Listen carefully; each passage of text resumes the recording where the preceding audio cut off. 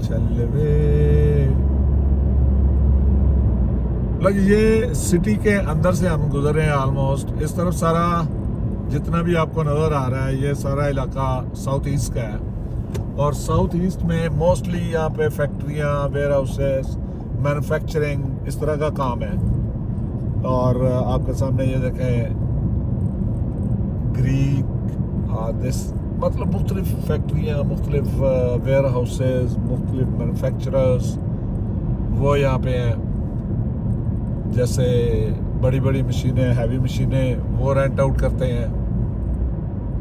मुख्तलिफ किस्म की यहाँ पे बिजनेस, और सारा ये कह लो कि बिजनेस हब है। जैसे ये वाल्वो वालों का देख लें आप, ये वेयर हाउस है वाल्वो का। सो इस तरह ये सारा इलाका आपके सामने। ये झाड़ू वाली मशीन है, ये आगे जो जा रही है, आपको जो लॉलीपॉप दिया होता है ट्राली के पीछे बांध के, एक झाड़ू वाली मशीन, वो यहाँ पे मेरा ख्याल है आज से 500 साल पहले इस्तेमाल होती होंगी, अब नहीं है। ये लेफ्ट साइड पे आपको एक ट्रक नज़र आ रहा है बड़ा सा, ये कूड़ा चुकने वाला ट्रक है, जो आपको छोटी छोटी वो बना के दी हुई है ना, छोटी छोटी वो सुजुकी पिकअप। ये चेक करें, ये है, ये कूड़ा उठाता है और उसको कंप्रेस करके अंदर ही रखता है, यानी कि इसके अंदर से कूड़ा बाहर नहीं आता। सो आप अंदाज़ा करें कि तरक्की इस तरह होती है। कि दूसरा, ठीक है हम काफ़ी बेहतर जा रहे हैं, ठीक जा रहे हैं, लेकिन पुरानी टेक्नोलॉजी सारी दुनिया से उठा उठा के हम पाकिस्तान लेके जाते हैं। क्यों नहीं हम उनको एक ट्रक इस तरह का ला के देते पाकिस्तान में अपने इंजीनियर्स को, वो इस तरह का एक ट्रक लाएं, उसके अंदर हाइड्रोलिक सारा सिस्टम लगा के वो बना के आपको दे देंगे। पर नहीं, हमने बाहर से इंपोर्ट करने हैं, हमारे बिजनेसमैन को कोई फ़ायदा ना हो जाए। अब ये झाड़ू मारने वाला ट्रक जो है ना, ये आगे जा रहा है, ये चेक करें, ये वाला, ये झाड़ू मारने वाला ट्रक है ये।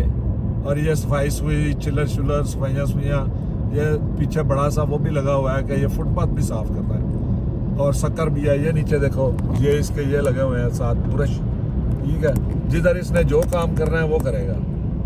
सो इसके अंदर ना कोई ट्राला, ट्रक पीछे का, ट्राली के पीछे कुछ नहीं बांधा हुआ, एक ही मशीन है, उसके अंदर ही जा रहा है। वो कूड़ा ले जाने वाला एक और जा रहा है आपके सामने, वो वाला पर है। सो बताने का मकसद ये है कि ये देखें, ये स्टील इस तरह का कूड़ा सुबह सुबह इस वक्त सारा ये कुछ ही है। ये ट्रक के अंदर ये लोग सामान लेके जा रहे हैं, मेरा ख्याल है किसी की लकड़ी की शीटें हैं, तो उसके ऊपर उसने फिर छत डाली हुई है कि कोई चीज़ उड़ के किसी को ना लग जाए। सो बताने का मकसद ये नहीं है, क्रिटिसाइज नहीं कर रहा भाई, मैं ये कह रहा हूँ कि तरक्की करने के लिए अपने लोगों को वसाइल देने होंगे। ये नहीं है कि पूरे पाकिस्तान की यूनिवर्सिटियां कुछ और पढ़ा रही हैं और एक यूनिवर्सिटी में कुछ और तरह की पढ़ाई हो रही है, वही इलेक्ट्रिक इंजीनियरिंग है, वही दूसरों में है।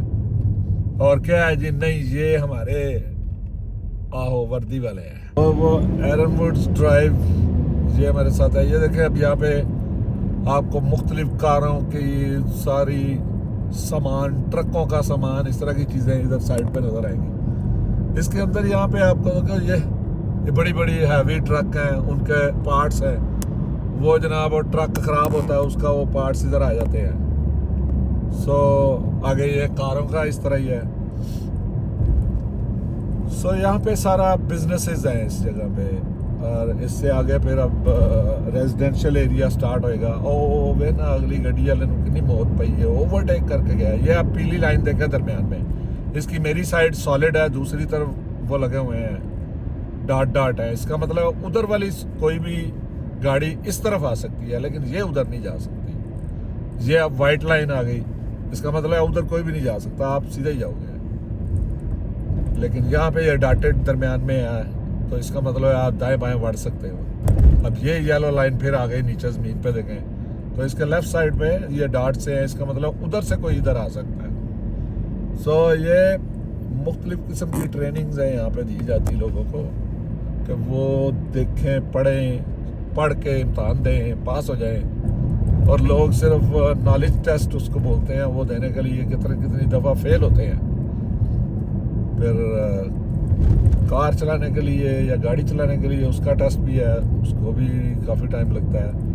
ये बोतल डिपो चेक करें, यहाँ पे सारे शहर की बोतलें शोतलें खाली जो होती हैं वो आ जाती हैं। आप वहाँ पे बैठ के जुत्ते लगाते होगे कि लो जी बोतलें इकट्ठियाँ कर देने, ऐसा नहीं है।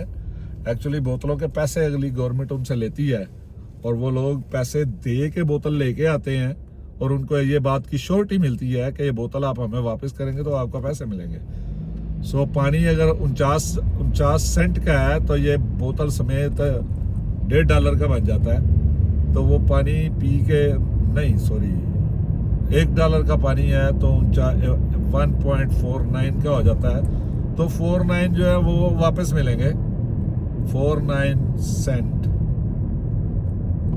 बाज़ का किसी जैसे दूध का जग है, जग इधर बोलते हैं जिसको आप कैन या जिसको आप वो बोतल बोलते हो बड़ी सी 3 लीटर की, उसको यहाँ पे जग बोलते हैं। सो जग के अंदर 4 लीटर 3 लीटर की दूध है, तो वो जग जो है वो 50 सेंट का एक्स्ट्रा आपने पे किया है।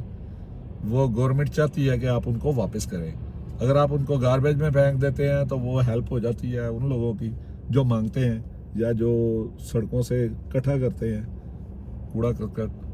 तो गवर्नमेंट उनको इनकरेज नहीं करती है, वो चाहती है कि आप उनको सामान मत फेंको, उनको हम पैसे दे, क्योंकि उनको गवर्नमेंट पैसे दे रही होती है। हर बंदे को यहाँ पे जिसके पास जॉब नहीं है उसको पे गवर्नमेंट करती है। फिर वो लोग जो जॉब करना ही नहीं चाहते फिर उनका मामला एक ज़रा और डिफरेंट तरीके से हो जाता है। सो ये देखें, अब ये भाई साहब है, ये क्या करते हैं गौर से देख लें, ये टॉयलेट ठीक करते हैं। आपका गटर बंद हो जाएगा तो खोलेंगे, ठीक है। सो इनका प्लम्बिंग का काम है, इनका हीटिंग का काम है, एयर कंडीशनिंग करते हैं रेजिडेंशियल और कमर्शियल दोनों ही। और साथ इन्होंने फोटोएं लगाई हुई हैं सारी, वो कूलर की और पॉट की और कमोड की और सारी। सो लोग इस तरह के काम करके बड़ा अच्छा जा रहे हैं, उनके बाद अच्छा सेटअप बना हुआ है और गवर्नमेंट भी सपोर्ट करती है। वो ये नहीं कहती कि आप हम अपनी कंपनी बनाएंगे, आप लोगों को तो पता ही नहीं है, अकल ही नहीं है।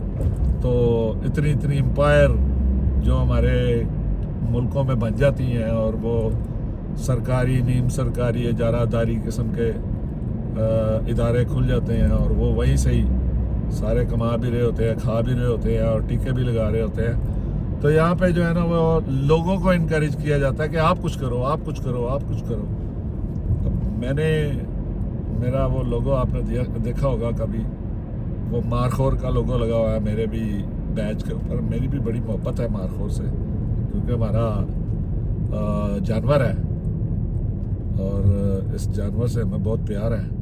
ये नेशनल जानवर है और उसकी वजह से मैंने भी अपना जो लोगो बनाया है उसके ऊपर मारखोर लगा हुआ है। अब सुनने में आ रहा है कि यही नेशनल जानवर जो है हमारे पासपोर्ट पे भी लगेगा डिगा चिपा करके। चलो हर थां ते लाई जाओ।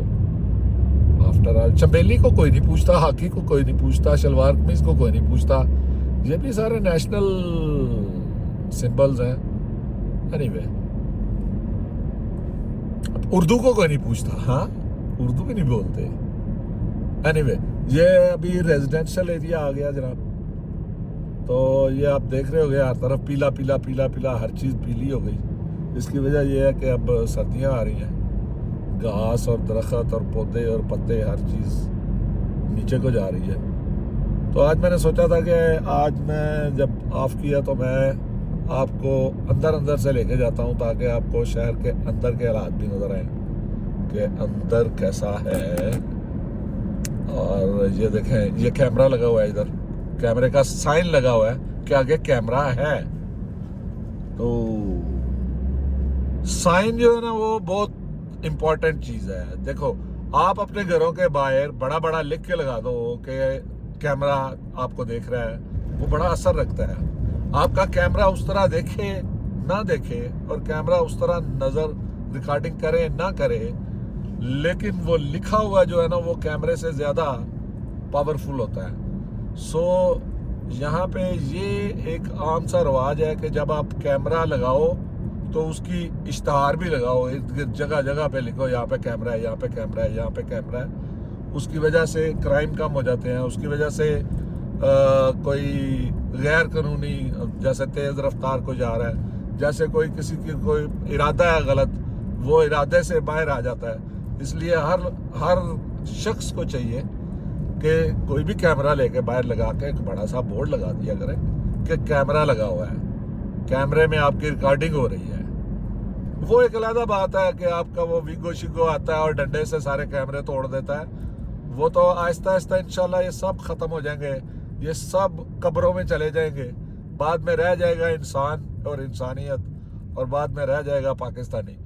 सो आप इसकी फिक्र ना करें, ये एक दिन आना है, इन सब ने जाना है। और यहाँ पे जो अवेयरनेस जिस तरह आ रही है पाकिस्तान में, वो आएगी। मैं उस दिन वो ड्रामा देख रहा था, एक केस नंबर 9, बड़ा अच्छा थीम है, बड़ा अच्छा ड्रामा बनाया हुआ है। उस ड्रामे के अंदर काफ़ी चीज़ें हैं जो लोगों को ट्रेनिंग के तौर पे दी जा रही है, लेकिन मुझे समझ नहीं आ रही जियो लोगों को क्या ट्रेन कर रहा है। और ये बताना चाह रहा है जियो के, और जो अगर किसी का केस हो जाता है, रेप हो जाता है, तो उसके साथ अदालत और पुलिस ऐसे उसका फटाफट केस दर्ज हो जाता है। ओके, और वो नेफे शेफे वाले क्या वो जो भी चल रहा है, अदालतें काम करनी चाहिए। अदालतों के पास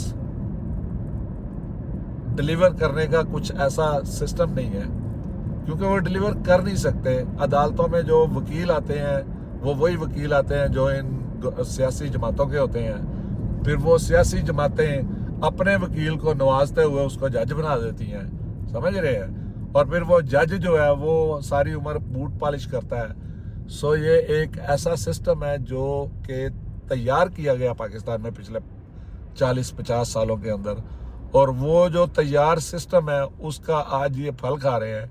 जैसे आपने देखा होगा, साबका एक वज़ीर आज़म था, उसको उसकी हुकूमत नहीं चलने दी, तो वो हुकूमत ना चलने देने की वजह कौन थी? यही ब्यूरोक्रेसी थी जो जिनको इन्होंने पाल पोस के यहाँ तक पहुँचाया होता है। ब्यूरोक्रेसी, जज, मजिस्ट्रेट, ये सारे जो भर्ती किए जाते हैं ये डिलीवर करते हैं, इनको डिलीवर करने के लिए भर्ती किया जाता है, समझ रहे हैं। ये एक ऐसा सिस्टम स्टार्ट कर दिया गया पाकिस्तान के अंदर।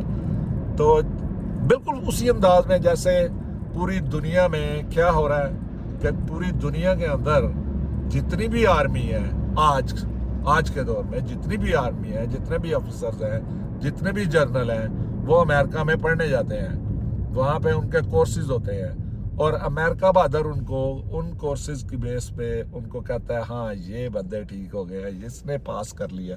सो वो पास करना नहीं होता, असल में वो उनके दिल के पास होना ज़्यादा ज़रूरी होता है। जिसकी मिसाल आपके सामने है कि क्या हुआ पाकिस्तान में कि वज़ीर आज़म अंदर पड़ा हुआ है एक, ठीक है। क्या हुआ बांग्लादेश में कि चंद स्कूल के छोकरों ने निकल कर रौला डाला और एक हाइप बन गई और हसीना वाजद को भागना पड़ा क्योंकि जर्नल।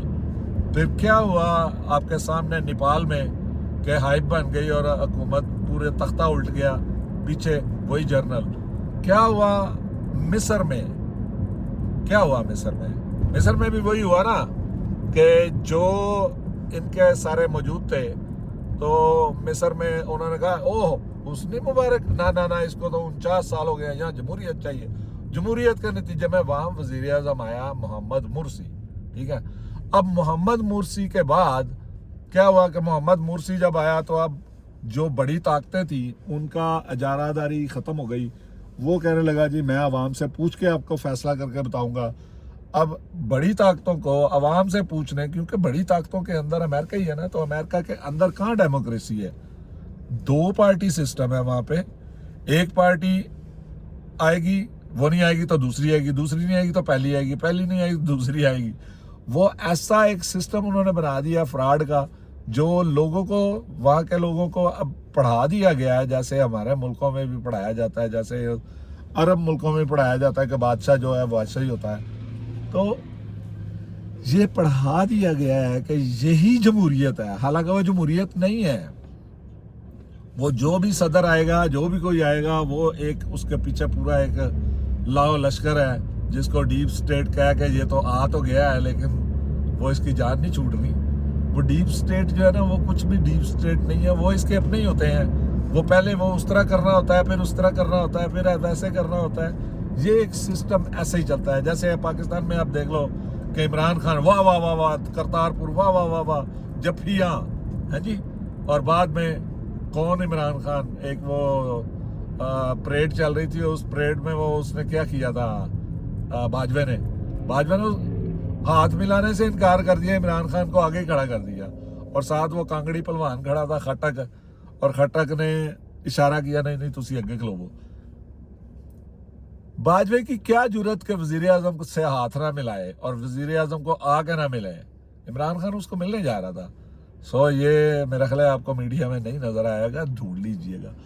खैर, मैं सियासत पे बात नहीं करता यार, लेकिन मैं कोशिश ये करता हूँ कि लोगों को समझ आए कि एक सिस्टम वो है जिस सिस्टम के तहत सुपर पावर जो है वो बोलती है हाँ जी बादशाह साहब है कर दो, वो कर देते हैं। एक सिस्टम है अगर वहाँ पे जमहूरियत है, जमहूरियत में भी वो सदर जो है उनका अपने होंगे, अपने करीबी आदमी होंगे, हाँ जी ये कर दो, कर देंगे। अगर वो नहीं करेंगे तो वहाँ पे दूसरा सिस्टम है, वहाँ के जनरल जो उन्होंने तैयार किए होते हैं, जैसे बांग्लादेश में आपको बताया, या नेपाल में बताया, या लीबिया में हुआ, जहाँ हर जगह पे हुआ, इराक में हुआ। अब इस वक्त जनरल सीसी बैठा हुआ है, जिसको हमारे वजीर आजम ने 2 दफा नाम लेके